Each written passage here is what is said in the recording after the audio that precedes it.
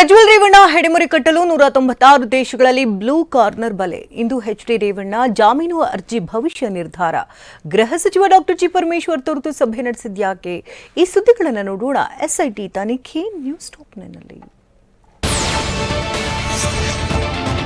ಸಂಸದ ಪ್ರಜ್ವಲ್ ರೇವಣ್ಣ ಬಂಧನಕ್ಕೆ ಎಸ್ಐಟಿ ಅಧಿಕಾರಿಗಳು ಸಿಬಿಐ ಮೂಲಕ 196 ದೇಶಗಳಲ್ಲಿ ಬ್ಲೂ ಕಾರ್ನರ್ ನೋಟಿಸ್ ಹೊರಡಿಸಿದ್ದಾರೆ. 12 ದಿನಗಳಿಂದ ತಲೆಮರೆಸಿಕೊಂಡಿರೋ ಪ್ರಜ್ವಲ್ ಇವತ್ತು ನಾಳೆ ಅಥವಾ ಚುನಾವಣೆ ಬಳಿಕ ಸ್ವದೇಶಕ್ಕೆ ಬರ್ತಾರೆಂಬ ಸುದ್ದಿ ಹರಿದಾಡುತ್ತಲಿದೆ. ಆದರೆ ಪ್ರಜ್ವಲ್ ರೇವಣ್ಣ ಮಾತ್ರ ಪತ್ತೆ ಇಲ್ಲ. ಹೀಗಾಗಿ 196 ರಾಷ್ಟ್ರಗಳಿಗೆ ಮಾಹಿತಿ ರವಾನಿಸಿರುವ ಇಂಟರ್ಪೋಲ್ ಸುಳಿವು ಸಿಕ್ಕರೆ ಮಾಹಿತಿ ನೀಡುವುದಾಗಿ ಎಸ್ಐಟಿಗೆ ತಿಳಿಸಿದೆ.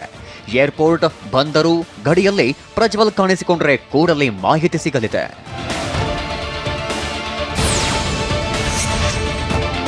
ಎಸ್ಐಟಿ ಕಸ್ಟಡಿಯಲ್ಲಿರೋ ರೇವಣ್ಣ ಜಾಮೀನಿಗೆ ವಕೀಲರು ಅರ್ಜಿ ಸಲ್ಲಿಸಿದ್ದಾರೆ. ಆದರೆ ಕಸ್ಟಡಿಯಲ್ಲಿರೋ ವ್ಯಕ್ತಿಗೆ ಜಾಮೀನು ಕೊಡುವುದು ಹೇಗೆ ಅಂತ ನ್ಯಾಯಾಧೀಶರು ರೇವಣ್ಣ ಪರ ವಕೀಲರನ್ನ ಪ್ರಶ್ನಿಸಿದ್ದಾರೆ. ಇದಕ್ಕೆ ಸುಪ್ರೀಂ ಕೋರ್ಟ್ ತೀರ್ಪು ಉಲ್ಲೇಖಿಸಿ ವಕೀಲರು ವಾದ ಮುಂದಿಟ್ಟಿದ್ದಾರೆ. ಆದರೂ ನಿಮ್ಮ ಉಬ್ಬಿದ ರಕ್ತನಾಳಗಳ ಸಮಸ್ಯೆಗೆ ಎವಿಸ್ ಆಸ್ಪತ್ರೆಯಲ್ಲಿ ಕೇವಲ 30 ನಿಮಿಷದ ಲೇಸರ್ ಚಿಕಿತ್ಸೆಯೊಂದಿಗೆ ಮುಕ್ತಿ ಹೊಂದಬಹುದು. ಹೆಚ್ಚಿನ ವಿವರಗಳಿಗಾಗಿ ಸಂಪರ್ಕಿಸಿ 8088837300. ಈ ಬಗ್ಗೆ ಎಸ್ಐಟಿ ಪ್ರತಿಕ್ರಿಯಿಸಲಿ ಅಂತ ಎಸ್ಐಟಿಗೆ ನೋಟಿಸ್ ನೀಡಿ ವಿಚಾರಣೆಯನ್ನ ಇಂದಿಗೆ ಮುಂದೂಡಲಾಗಿದೆ.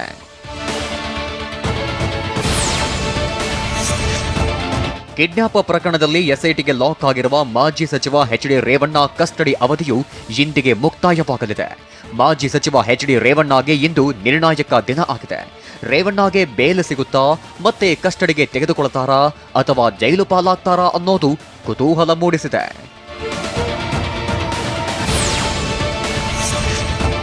ಕಿಡ್ನಾಪ್ ಕೇಸ್ನಲ್ಲಿ ಲಾಕ್ ಆಗಿರೋ ಎಚ್ಡಿ ರೇವಣ್ಣ ಎಸ್ಐಟಿ ಕಸ್ಟಡಿಯಲ್ಲಿ 4 ರಾತ್ರಿ ಕಳೆದಿದ್ದಾರೆ. ನಿನ್ನೆ ಕೂಡ ಎಸ್ಐಟಿ ಅಧಿಕಾರಿಗಳು ಪ್ರಕರಣ ಸಂಬಂಧ ರೇವಣ್ಣರನ್ನ ತೀವ್ರ ವಿಚಾರಣೆಗೊಳಪಡಿಸಿದ್ರು.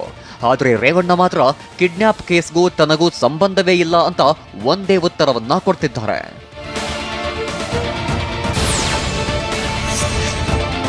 ಎಸ್ಐಟಿ ಅಧಿಕಾರಿಗಳು ಎಷ್ಟೇ ಪ್ರಶ್ನೆ ಕೇಳಿದ್ರೂ ಮಾಜಿ ಸಚಿವ ಎಚ್ಡಿ ರೇವಣ್ಣ ಒಂದೇ ಉತ್ತರ ಕೊಡ್ತಿದ್ದಾರಂತೆ.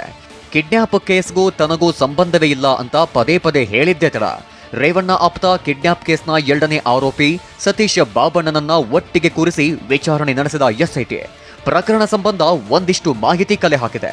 ಈ ಮಾಹಿತಿ ಆಧಾರದ ಮೇಲೆ ಮತ್ತಷ್ಟು ತನಿಖೆ ಚುರುಕುಗೊಳಿಸಲಾಗಿದೆ.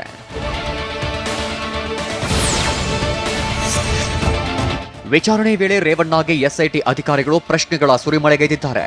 ಸತೀಶ್ ನಿಮಗೆ ಎಷ್ಟು ವರ್ಷದಿಂದ ಪರಿಚಯ ಇದೆ? ಸತೀಶ್ಗೆ ನೀವು ಸಂತ್ರಸ್ತೆ ಕರೆದುಕೊಂಡು ಬರಲು ಹೇಳಿಲ್ವಾ? ಕಿಡ್ನಾಪ್ ಯಾಕೆ ಮಾಡಿಸಿದ್ದು? ಕಿಡ್ನಾಪ್ ಹಿಂದೆ ಏನೆಲ್ಲ ಪ್ಲಾನ್ ಇತ್ತು? ಸಂತ್ರಸ್ತ ಮಹಿಳೆ ನಿಮ್ಮ ಮನೆಯಲ್ಲಿ ಯಾವಾಗಿಂದ ಕೆಲಸ ಮಾಡ್ತಿದ್ರು? ಯಾವಾಗ ಕೆಲಸ ಬಿಟ್ರು ಅಂತೆಲ್ಲ ಪ್ರಶ್ನೆ ಕೇಳಿದ್ದಾರೆ.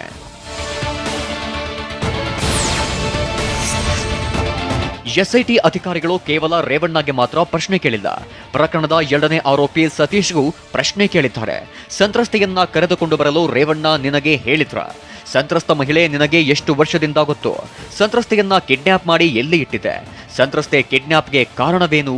ಹೀಗೆ ಹಲವು ಪ್ರಶ್ನೆಗಳನ್ನ ಎಸ್ಐಟಿ ಅಧಿಕಾರಿಗಳು ಸತೀಶ್ ಬಾಬಣ್ಣಗೆ ಕೇಳಿದ್ದಾರೆ.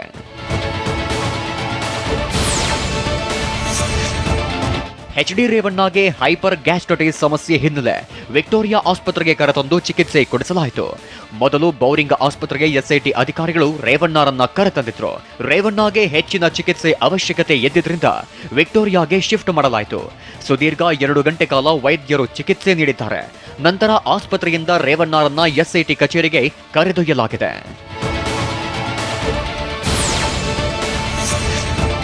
ಕಿಡ್ನಾಪ್ ಪ್ರಕರಣ ಸಂಬಂಧ ಗೃಹ ಸಚಿವ ಪರಮೇಶ್ವರ್ ಗೃಹ ಕಾರ್ಯದರ್ಶಿ ಜೊತೆ ತುರ್ತು ಸಭೆ ನಡೆಸಿದ್ದಾರೆ. ತಮ್ಮ ಸದಾಶಿವನಗರ ನಿವಾಸಕ್ಕೆ ಗೃಹ ಇಲಾಖೆ ಕಾರ್ಯದರ್ಶಿ ಉಮಾಶಂಕರ್ ಕರೆಸಿಕೊಂಡಿದ್ದ ಪರಮೇಶ್ವರ್ ವಕೀಲ ದೇವರಾಜೇಗೌಡ ತನಿಖಾಧಿಕಾರಿಗಳ ವಿರುದ್ಧ ಮಾಡಿರೋ ಆರೋಪ ಸಂಬಂಧ ಮಾಹಿತಿ ಪಡೆದಿದ್ದಾರೆ. ಜೊತೆಗೆ ಈ ಪ್ರಕರಣವನ್ನ ಸಿಬಿಐಗೆ ನೀಡುವಂತೆ ಒತ್ತಡ ಹೆಚ್ಚಾಗ್ತಿರೋ ಬಗ್ಗೆಯೂ ಚರ್ಚೆ ನಡೆದಿದೆ.